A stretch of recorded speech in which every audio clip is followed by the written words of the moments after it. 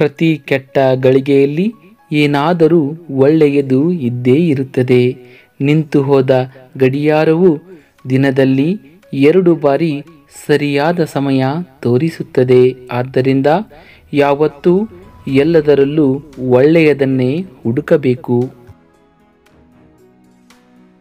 ಹಣ ಹೇಳುತ್ತೆ, ನಾನು ಬೇಕು ಅಂದರೆ ಎಲ್ಲರನ್ನೂ ಮರೆಯಬೇಕು. ಸಮಯ ಹೇಳುತ್ತೆ, ನನ್ನ ಮರೆತರೆ ಯಾವುದೂ ಸಿಗಲ್ಲ. ಭವಿಷ್ಯ ಹೇಳುತ್ತೆ, ನಾಳೆ ನಾನು ಬೇಕು ಅಂದರೆ ಇಂದು ನೀನು ದುಡಿಯಬೇಕು. ಆದರೆ ಭಗವಂತ ಹೇಳ್ತಾನೆ, ನಿನ್ನ ಕೆಲಸ ನೀನು ಮಾಡು, ಫಲಾಫಲವನ್ನು ನನಗೆ ಬಿಡು ಅಂತ.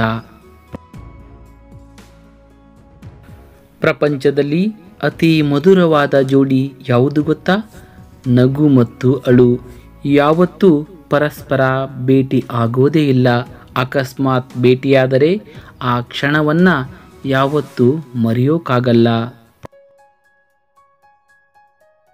ಎಲ್ಲಿಯ ತನಕ ಎಲ್ಲವನ್ನ ಸಹಿಸಿ ಸುಮ್ಮನಿರುತ್ತೇವೆಯೋ ಅಲ್ಲಿಯ ತನಕ ನಾವು ಎಲ್ಲರಿಗೂ ಒಳ್ಳೆಯವರಾಗಿ ಇರುತ್ತೇವೆ. ಒಂದು ವೇಳೆ ಅನುಭವಿಸಿದ ಅನ್ಯಾಯವನ್ನು ಬಾಯಿ ಬಿಟ್ಟೆವೋ ಆಗ ಎಲ್ಲರಿಗಿಂತ ನಾವೇ ಹೆಚ್ಚು ಕೆಟ್ಟವರಾಗುತ್ತೇವೆ. ಅವಕಾಶ ಸಿಕ್ಕಾಗ ಇನ್ನೊಬ್ಬರಿಗೆ ಸಹಾಯ ಮಾಡಲು ಎಂದಿಗೂ ಹಿಂಜರಿಯಬೇಡ. ನೀವು ಮಾಡಿದ ಸಹಾಯ ಬೇರೊಂದು ರೂಪದಲ್ಲಿ ನಿಮ್ಮಲ್ಲಿ ಬಂದು ತಲುಪುತ್ತೆ. ಕಂಬಳಿ ಹುಳುವನ್ನು ಯಾರೂ ಇಷ್ಟಪಡುವುದಿಲ್ಲ, ಆದರೆ ಅದು ಚಿಟ್ಟೆಯಾಗಿ ಬದಲಾದಾಗ ಎಲ್ಲರೂ ಇಷ್ಟಪಡ್ತಾರೆ. ಜೀವನದಲ್ಲೂ ಹಾಗೆ, ಕಷ್ಟದಲ್ಲಿದ್ದಾಗ ಯಾರೂ ಹತ್ತಿರ ಬರಲ್ಲ. ಅದೇ ನಾವು ಚೆನ್ನಾಗಿದ್ದಾಗ ಎಲ್ಲರೂ ನಮ್ಮನ್ನು ಹುಡುಕಿಕೊಂಡು ಬರುತ್ತಾರೆ. ಕೆಲವರ ಬಣ್ಣದ ಮುಖವಾಡಗಳು ಅವರ ಮಿತಿ ಮೀರಿದ ಕುಣಿತದಿಂದ ತಾನಾಗಿಯೇ ಕಳಚಿ ಬೀಳುತ್ತವೆ. ನಾವು ಅವರನ್ನು ತಾಳ್ಮೆಯಿಂದ ಕುಣಿಯಲಿ ಅಂತ ಕುಣಿಯೋಕೆ ಬಿಡಬೇಕು ಅಷ್ಟೇ. ಗಂಧ ತಿಕ್ಕಿದಷ್ಟು ಸುಗಂಧ, ಕಬ್ಬು ಜಿಗಿದಷ್ಟು ಸಿಹಿ, ಚಿನ್ನ ಹೊಡೆದಷ್ಟು ಹೊಳಪು. ಜೀವನವೂ ಹಾಗೆ, ನೋವು ಅನುಭವಿಸಿದಷ್ಟು ಬದುಕು ಸುಂದರ. ಸ್ವಾಭಿಮಾನವನ್ನು ಕಳೆದುಕೊಂಡು ಸಾವಿರಾರು ಜನರ ಮಧ್ಯೆ ಇರುವುದಕ್ಕಿಂತ ಸ್ವಾಭಿಮಾನ ಉಳಿಸಿಕೊಂಡು ಒಬ್ಬರೇ ಇರುವುದು ಎಷ್ಟೋ ಮೇಲು. ನಂಬಿಕೆಯನ್ನು ಮೋಸ ಮಾಡಲು ಉಪಯೋಗಿಸಬೇಡಿ.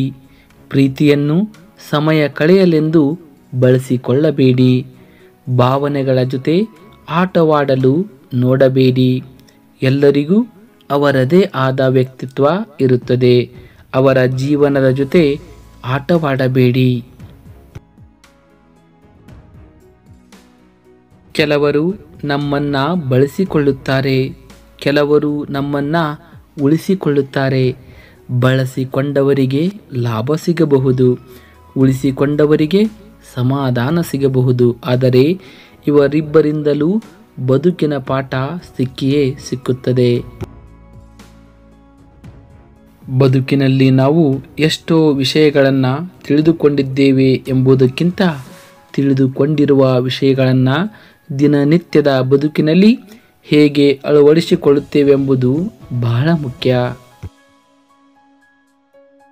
ಹುಟ್ಟು ನಮ್ಮದಲ್ಲ, ಸಾವು ನಮ್ಮದಲ್ಲ, ಭೂಮಿ ನಮ್ಮದಲ್ಲ, ಈ ಪ್ರಕೃತಿ ನಮ್ಮದಲ್ಲ. ಆದರೆ ನಮ್ಮದು ಅಂತ ನಮ್ಮ ಜೊತೆ ಉಳಿಯೋದು ಕೇವಲ ನಾವು ಮಾಡಿದ ಒಳ್ಳೆಯ ಕೆಲಸಗಳು ಮಾತ್ರ. ಬರೆದಿದ್ದನ್ನು ಅಳಿಸಬಹುದು, ಆದರೆ ಆಡಿದ ಮಾತನ್ನು ಅಳಿಸಿ ಹಾಕಲು ಆಗುವುದಿಲ್ಲ. ಆದ್ದರಿಂದ ಮಾತನ್ನು ಆಡುವಾಗ ಎಚ್ಚರವಿರಲಿ. ಅದರಲ್ಲೂ ಕೋಪ ಬಂದಾಗ ಮೌನವಾಗಿ ಇರುವುದು ತುಂಬ ಒಳಿತು. ನಿಮಗೆ ಒತ್ತಡ, ಸಂಕಟ, ಹಾನಿ, ಅವಮಾನಗಳನ್ನು ತಡೆದುಕೊಳ್ಳುವ ಶಕ್ತಿ ಇಲ್ಲದಿದ್ದರೆ ಯಶಸ್ಸನ್ನು ಸಹ ತಡೆದುಕೊಳ್ಳುವ ಶಕ್ತಿ ಇಲ್ಲ ಎಂದರ್ಥ. ಜೀವನದಲ್ಲಿ ಯಶಸ್ವಿಗೆ ಇವನ್ನೆಲ್ಲ ಎದುರಿಸಲು ಸಿದ್ಧರಿರಬೇಕು. ನಮ್ಮ ಪ್ರಯತ್ನವು ಸದಾಕಾಲ ಗರಿಕೆಯಂತಿರಲಿ. ಯಾರೆಷ್ಟೇ ತುಳಿದರೂ ಮತ್ತೆ ಮತ್ತೆ ಚಿಗುರಬೇಕೆಂಬ ಧೈರ್ಯ ಜೊತೆಯಲ್ಲಿ ಇರಲಿ. ಮತ್ತೊಬ್ಬರು ನಮಗಿಂತ ಕೀಳೆಂಬ ಭಾವನೆ ನಮ್ಮ ಮನಸ್ಸಿನಲ್ಲಿ ಇದೆ ಎಂದರೆ ನಮ್ಮನ್ನು ಅಹಂಕಾರ ಆಕ್ರಮಿಸಿಕೊಂಡಿದೆ ಎಂದರ್ಥ. ಅದು ನಮ್ಮನ್ನು ಅವನತಿಗೆ ತಳ್ಳೋ ಮುನ್ನ ಎಚ್ಚರವಾಗಬೇಕು. ಓರ್ವ ಭಗವಂತನಿಗೆ ಕೇಳಿದ, ನನಗೆ ಸಂತೋಷ ಬೇಕಾಗಿದೆ, ಅದಕ್ಕೆ ಏನು ಮಾಡಬೇಕು? ಅದಕ್ಕೆ ಭಗವಂತ ಉತ್ತರಿಸಿದ, ಮೊದಲು ನಿನ್ನಲ್ಲಿರುವ ಅಹಂ ನಾನು ಎನ್ನುವುದನ್ನು ಅಳಿಸಿ ಹಾಕು. ಸಂತೋಷ ತಾನಾಗಿಯೇ ನಿನ್ನನ್ನು ಹುಡುಕಿಕೊಂಡು ಬರುತ್ತದೆ. ಯಾರಾದರೂ ನಿಮಗೆ ಕೆಟ್ಟದ್ದನ್ನು ಮಾಡಿದರೆ ತಿರುಗಿ ಕೆಟ್ಟದ್ದು ಮಾಡಬೇಡಿ. ಸುಮ್ಮನೆ ನಕ್ಕು ದೂರ ಸರಿದು ಬಿಡಿ.